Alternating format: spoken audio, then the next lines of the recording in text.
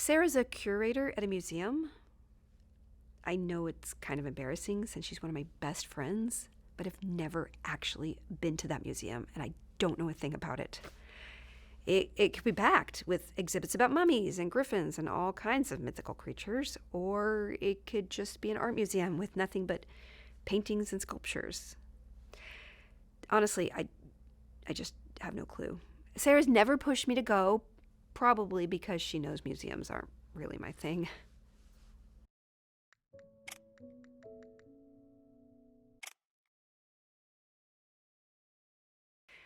Working as a coroner, you wouldn't think mythical creatures would come up, but sometimes they do in the strangest ways. People have all kinds of beliefs and superstitions, especially in a city like New Orleans. I mean, I've had cases where the deceased had symbols or charms meant to protect them from mythical creatures, and some folks really believe in this stuff. And then there's the occasional bizarre case where someone claims their loved one was attacked by something mythical. Of course, it's never actually the case, but it makes for interesting stories around the office.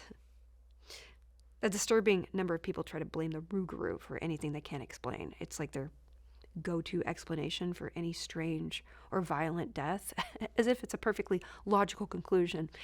You know, it's always just a tragic real-world cause, but the fact that so many full-grown adults are ready to pin it on a mythical werewolf shows how much influence folklore has on local culture.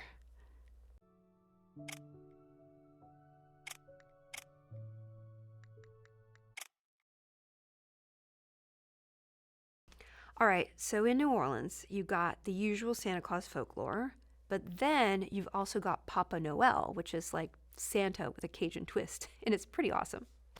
Santa Claus, you know him, the jolly old guy in the red suit. He flies around with a sled pulled by reindeer, slides down the chimney to leave presents, right? Classical Christmas story we all grew up with. But then there's Papa Noel. Picture this. Instead of a sleigh and a reindeer, he's got a pirogue, which is like a flat-bottomed boat, and it's pulled by alligators. Yeah, alligators. So he's cruising through the swamps and the bayous of Louisiana, delivering presents. It's just way more rugged, and it totally fits the local vibe. One of the coolest things about Papa Noel is the bonfires on the levee. They light these huge bonfires along the Mississippi River just to guide Papa Noel as he makes his way through the swamps. It's just a unique holiday tradition, and I love it.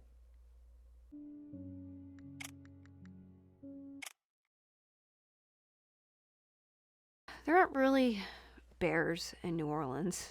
There are definitely bears in Louisiana, but they're not exactly hanging out in the French Quarter. They mostly stick to the more rural areas, away from the city. I have heard stories about a bear being spotted in New Orleans once or twice, but I've never actually seen one myself. Now, in my dream, I never really see the bear either. I just hear the rustling in the bushes, and as soon as Santa and I see it, this wave of sheer terror just overcomes me. And I wake up before I can get a good look at it.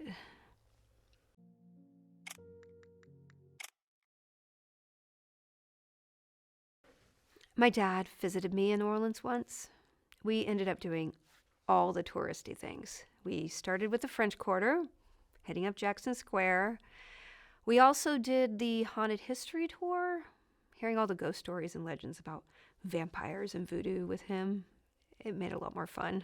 He's really into that stuff. The best part was the swamp tour. Oh, we hopped aboard an airboat and cruised beyond the bayou, spotting a few alligators along the way. My dad was in his element. He was joking about finding the swamp thing. It was weird. I'd never done any of these things before, despite living here. Sometimes it takes a visitor to make you appreciate the stuff in your own backyard.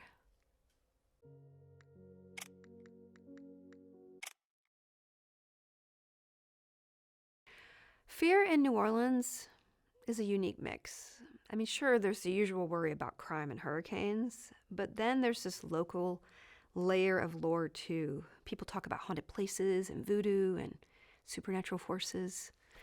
Walking through the French Quarter at night with its old buildings and flickering gas lamps, it can feel a bit spooky, even if you don't believe in ghosts.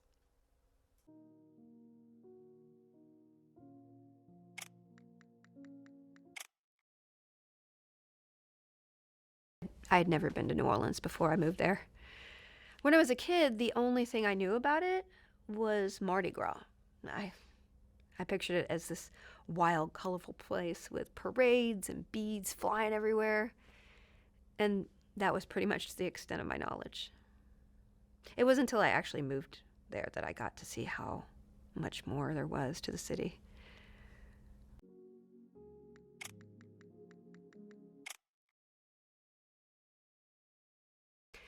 When it comes to New Orleans and toys, it's all about the Mardi Gras throws.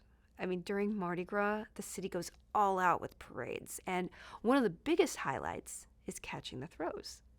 I'm sure you've seen, footage of people on floats throwing beads, but they actually throw all sorts of trinkets and tons of little toys too.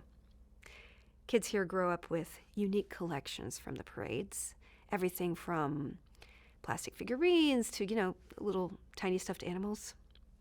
Mardi Gras throws are as big a deal in New Orleans as giving out candy on Halloween.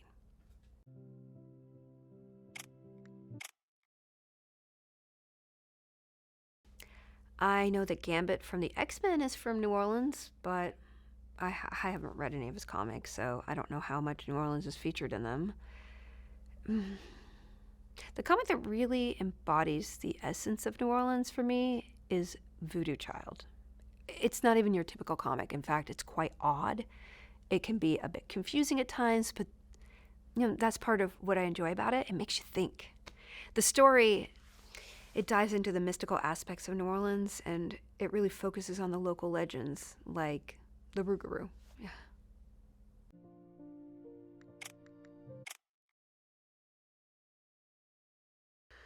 Sophia's never visited me in New Orleans, but she had been here when she was younger. When I mentioned I was thinking about moving here after college for a job, she filled me in on all the best spots, especially the restaurants. She seemed to know the city pretty well. I haven't talked to her since college, so I'm not sure if she's been back since.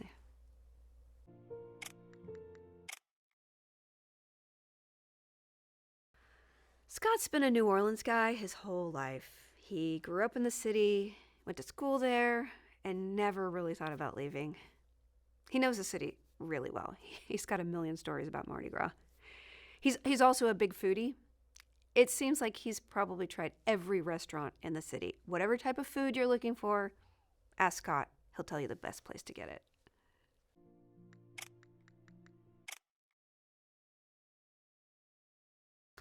Sarah's lived in New Orleans her whole adult life. She doesn't have any family there, but she's got Scott, some friends, and a really good job.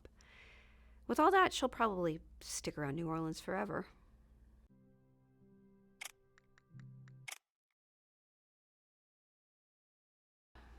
Being a coroner in New Orleans is a whole different ballgame.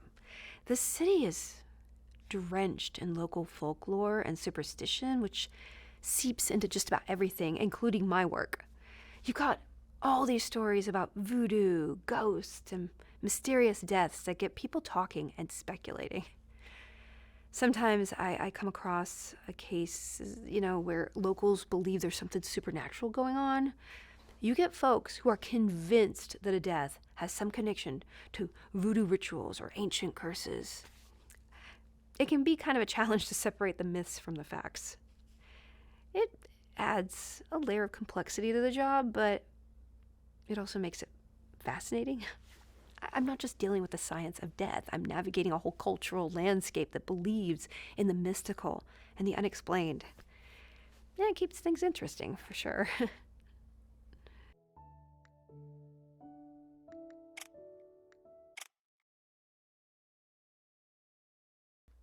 Sophia wasn't really into comic books. She knew the big names, but that was about it.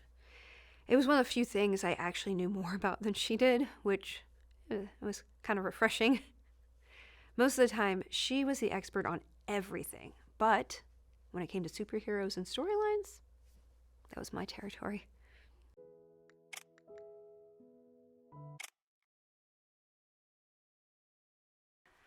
I go to San Diego Comic-Con with Scott and Sarah every year. those two were already going annually, and I'm just glad they talked me into joining them. We always split a double room, which saves a lot of money. And, plus it's nice because we can help each other get into cosplay and keep track of our schedules.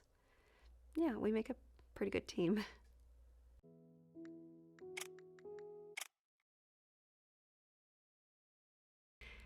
Sarah really isn't into comic books, but she goes to Comic-Con with me and Scott every year. She's more about the movie panels and the merchandise, but she tags along with us to the comic panels sometimes. She really, really gets into the cosplay, but all of her costumes so far have been movie characters.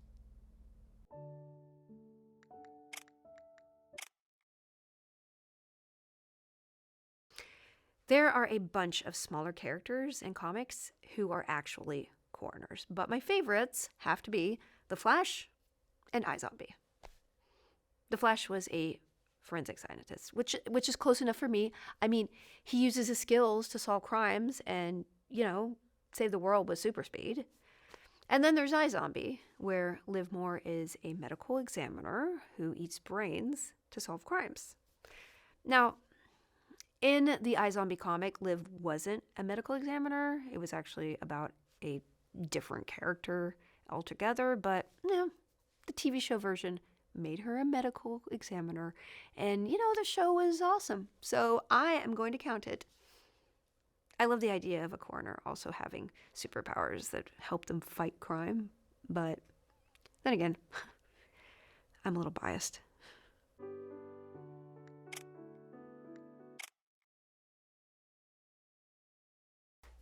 Scott and Sophia never met.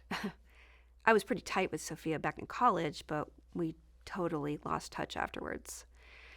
I haven't talked to her since before I even met Scott, so no, their paths never crossed.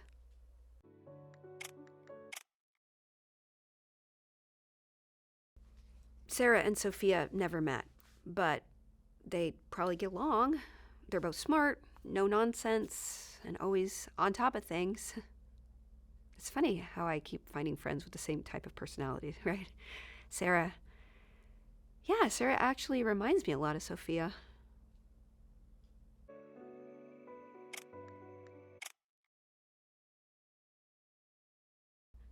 Sophia never wanted to become a coroner.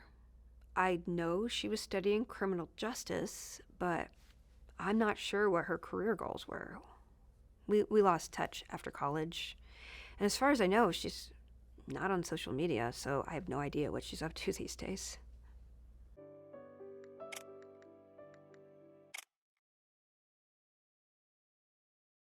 Oh, Scott has this obsession with Funko Pops. He doesn't have shelves full of them or anything, but he is fixated on completing a few specific sets.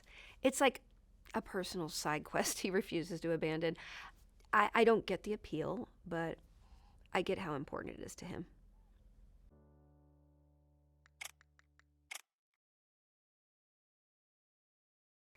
Scott grew up in New Orleans. Yeah, I didn't know him back then, so all I have are the bits and pieces he shared. He played football in high school, but he didn't think he was any good at it. He loved Mardi Gras as a kid. Yeah, that's all I really know about his childhood.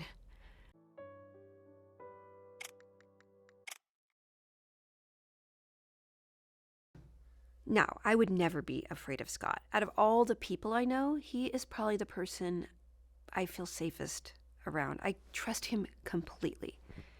Plus, he's a homicide detective, so he probably knows how to handle any dangerous situation.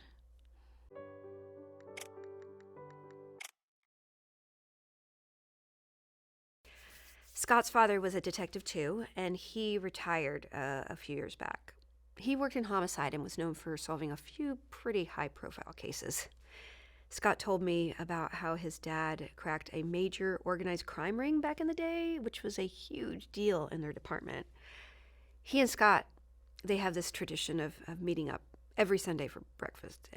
Scott's always saying he learned everything he knows from his dad, right down to the bad coffee habit and the terrible jokes.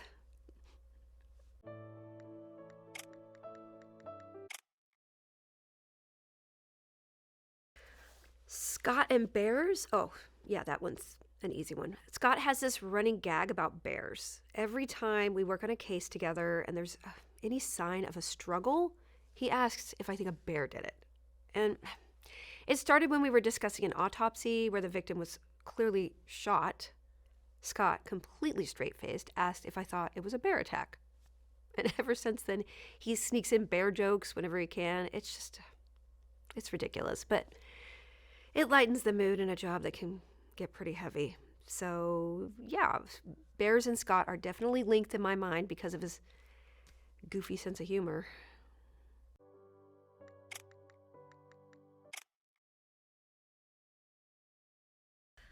Scott's always going on about his time at the police academy, but here's the twist. None of his stories are true.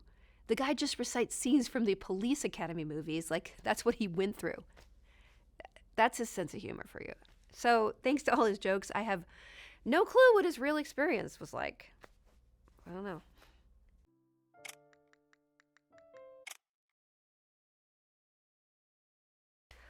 Scott and Santa Claus? Yeah, I can't think of any link between them. Scott isn't particularly big on Christmas or anything. At least not more than a normal person. He doesn't have a beard.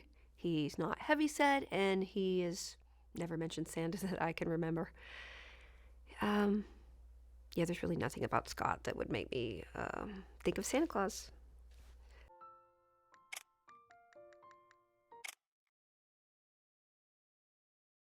Scott has never been to the Scranton area, which, yeah, it's a shame because I keep telling him he needs to find a way to visit when he's in the Northeast. Scott is really into pizza, and just let me tell you, that area has some of the best pizza around. Seriously, if you ask anyone familiar with Scranton, Old Forge, or Pittston, they'll rave about the pizza. I mean, I swear there's about 10 to 20 pizza places that are among the best in the world. It's pretty much the best thing about that area.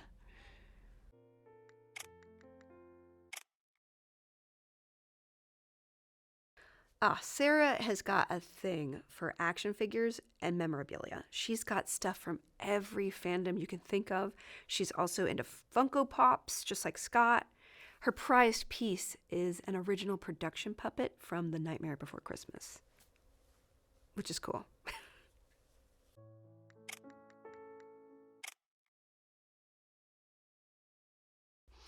Sarah was one of those military brats who was always moving around, new state, new school, new friends every couple years. It sounds exhausting, right? She turned 18 while they were stationed in Louisiana and decided she liked it enough to stick around when her dad got reassigned. Yeah, so, she made Louisiana her home, and honestly, I think she's happier for it.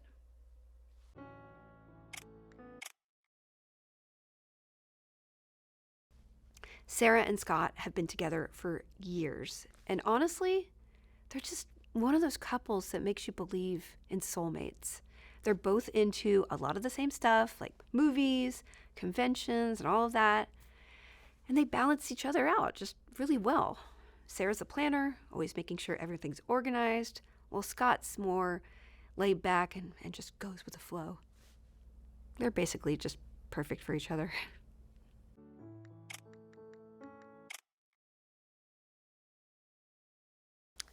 There was one time I was kind of scared of Sarah, but it was only once.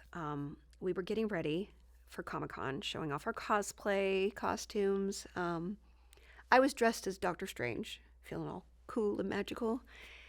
Then Scott comes out dressed as Captain Kirk, and Sarah comes out as Samara Morgan, the creepy girl from The Ring. The one with the long black hair and the white dress that crawls out of the TVs to kill you.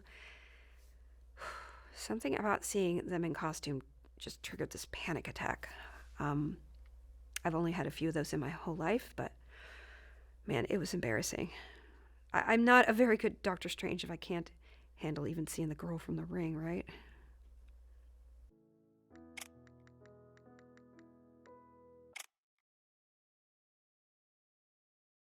Sarah's dad is an Army officer. Last I heard, he was stationed up in Alaska. I don't know much about him, but I think he might be in charge of the whole base he's at up there.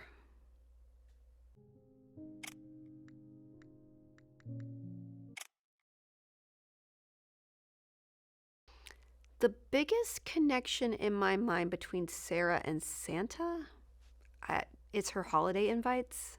She's got the nicest apartment. So on Christmas and Thanksgiving, a few of us all gather there.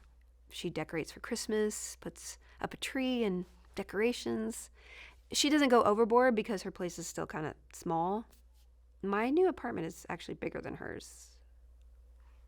Yeah, maybe I should start hosting. I'll talk to Sarah about it and see what she thinks.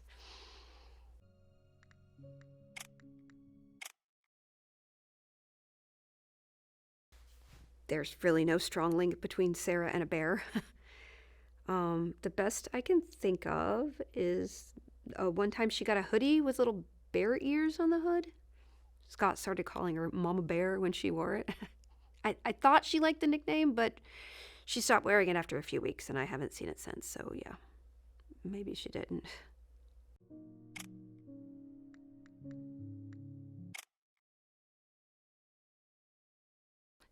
Sarah has never set foot in Scranton, but you think she was born and raised there the way she talks about it. She has seen every single episode of The Office, so she's convinced she knows the place inside and out. Anytime I mention anything in Scranton, she mentions some episode of The Office. It's hilarious and a little annoying, but it's mostly hilarious. She's got this whole idea of the city in her head, all based on a sitcom.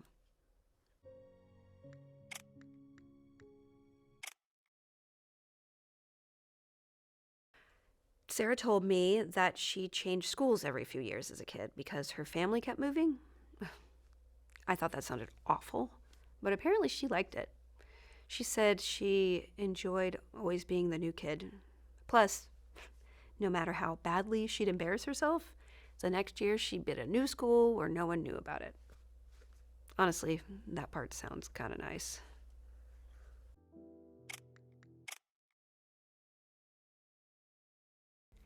Sarah has this running joke where she keeps asking when I'm finally going to tell her about my superpowers. She insists all medical examiners have some secret superpowers. Barry Allen is a medical examiner and also the Flash. Liv Moore from iZombie is a zombie with special zombie powers. Henry Morgan from Forever is immortal. So every time I'm busy and can't hang out, she's like, "Oh, were you off fighting crime again?" And annoyingly, the answer is often yes. I do work with law enforcement to help catch killers, but it's not because I have superpowers. It's because I have to pay the bills.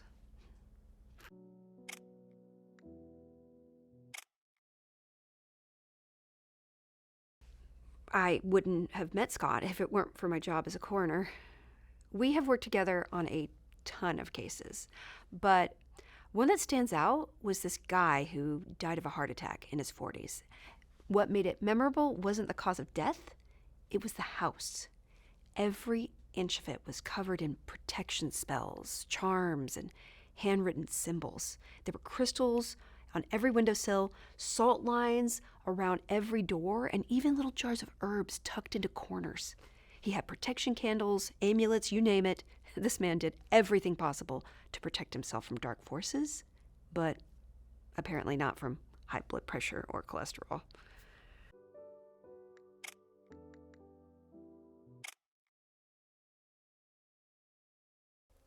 Dealing with death every day messes with your head a little, a lot. Not in the way people think. It's not the bodies that get you, it's the stories.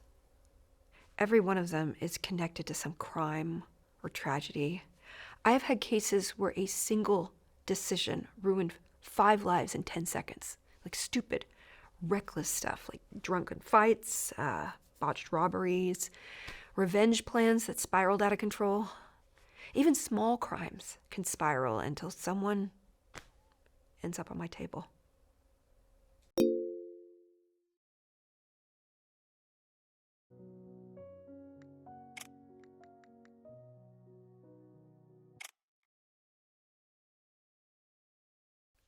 There basically are coroners for pets. They're called veterinary pathologists. I know one. We collaborated on a case last year.